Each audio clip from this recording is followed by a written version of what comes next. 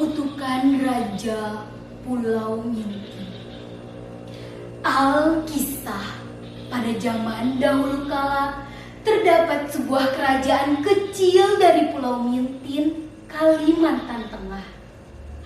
Kerajaan tersebut dipimpin oleh seorang raja yang arif dan bijaksana.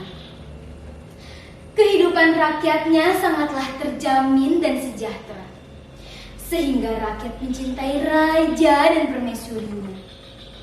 Suatu hari, permaisuri terserang penyakit yang sangat aneh dan akhirnya meninggal dunia. Raja sangat sedih.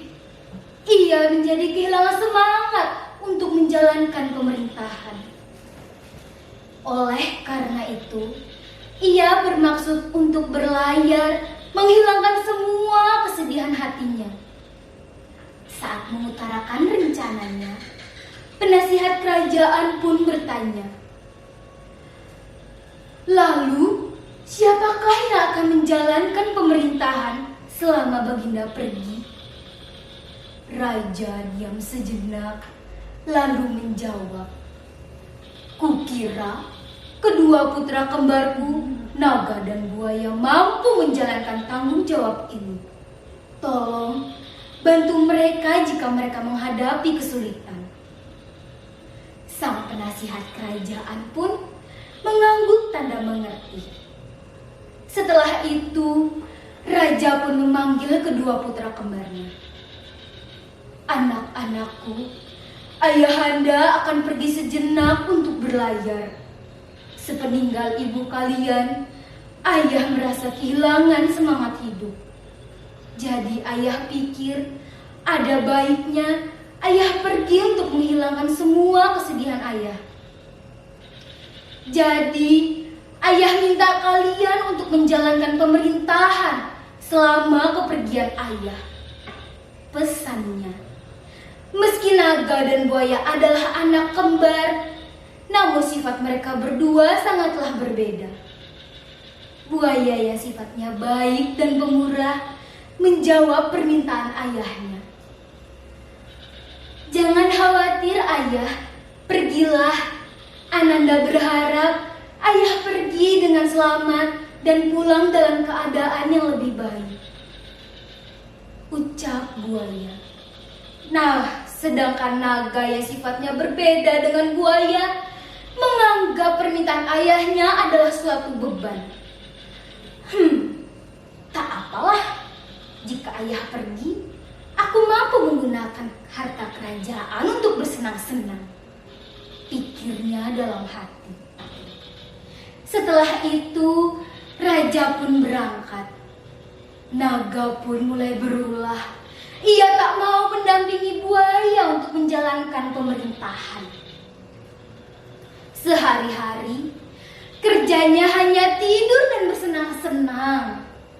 Ia pun meminta penasihat kerajaan untuk memberinya uang setiap hari.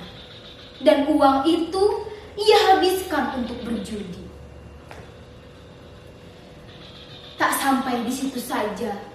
Dengan membawa pasukan, ia mendatangi rumah-rumah penduduk dan meminta mereka untuk membayar pajak yang lebih besar.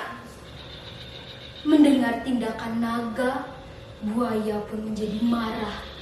Ia pun menegur Naga. "Apa yang kau lakukan? Bukankah kau seharusnya menjalankan pemerintahan sesuai amanah ayah?"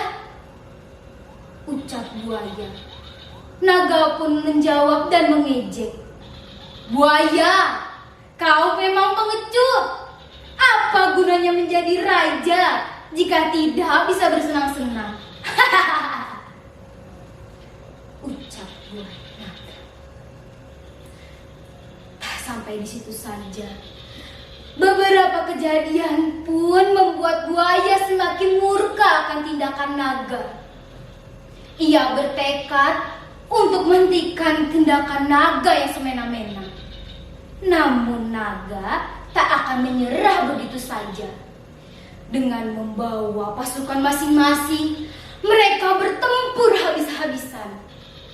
Banyak pengawal yang mati sia-sia. Raja pun gundah gulana. Ia merasa sesuatu sedang terjadi di kerajaannya. Dan ia pun memerintahkan awak kapal untuk kembali pulang. Firasatnya benar. Sesampainya di kerajaan, ia melihat banyak mayat bergelimpangan di mana-mana. Tak sampai di situ saja, rasa herannya pun terungkap. Ia melihat kedua putranya sedang bertarung melawan satu sama lain. Raja pun murka. Ia pun berteriak, "Apa-apaan ini? Apa yang kalian lakukan?" Naga dan buaya serentak menoleh pada ayahnya. Mereka pun langsung menghentikan pertarungan. Buaya menghampiri raja dan berkata, "Ampun ayah, Ananda hanya ingin menghentikan tindakan naga yang semena-mena." "Bohong! Ia iri padaku. Ia ingin menjadi raja tunggal dan ingin membunuhku, ayah," teriak naga. "Kalian telah menyia-nyiakan kepercayaan ayah. Lihatlah berapa banyak korban yang jatuh gara-gara ulah kalian berdua," ucap raja dengan murka. Langit menghitam, petir pun menggelegar ketika raja mengeluapkan amarahnya. "Demi ibumu, aku harus menghukum kalian berdua. Buaya, jadilah kau buaya sesungguhnya. Ayah tahu tujuanmu baik, tapi kau juga menyengsarakan mereka. Tinggallah kau di pulau ini, jagalah rakyat dari serangan musuh."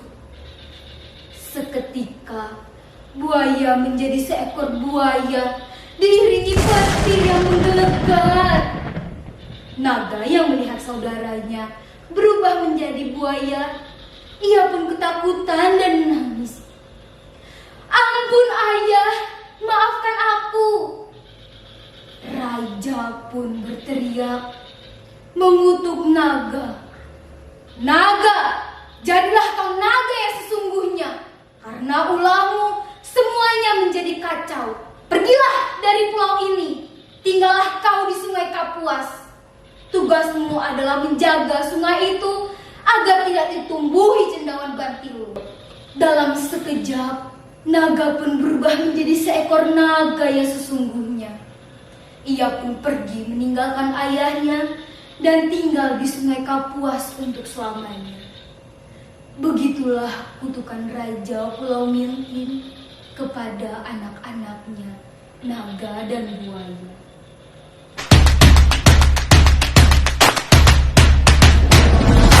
I know